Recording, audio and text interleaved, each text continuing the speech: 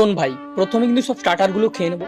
আর হ্যাঁ, ফুচকাটা কিন্তু ভাই লাস্টে খাবো। দেখ ভাই, ওটা হজমের কাজ করবে, তাই ফুচকাটা লাস্টে খাবো।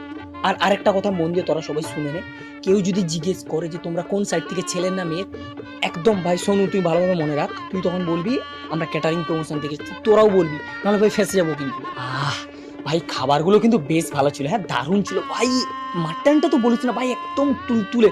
লাস্ট কবে খেয়েছে ভাই? হ্যাঁ ভাই, পচাদার বিয়েতে লাস্ট খেয়েছিলাম, তাও আবার বিনা নিমন্ত্রণে, মনে আছে তোদের? আমারও ভাই ভালোভাবেই মনে আছে, সেখানে ক্যাচাল হয়েছিল ভাই, ফেসে গেছিল, সোনু ফেসে গেছিল, মনে আছে।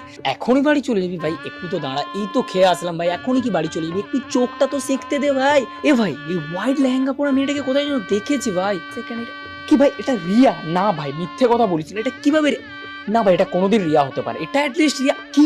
বউ দেখবি তুই। থুৎ, আমার ফেসবুকে ফ্রেন্ড আছে, কালকে ঠিক ফটো পেই। এ ভাই, ফেসবুক বলতে মনে পড়লো, আমি তো স্টোরি দিয়ে দিয়েছি ভাই, আবার চিপ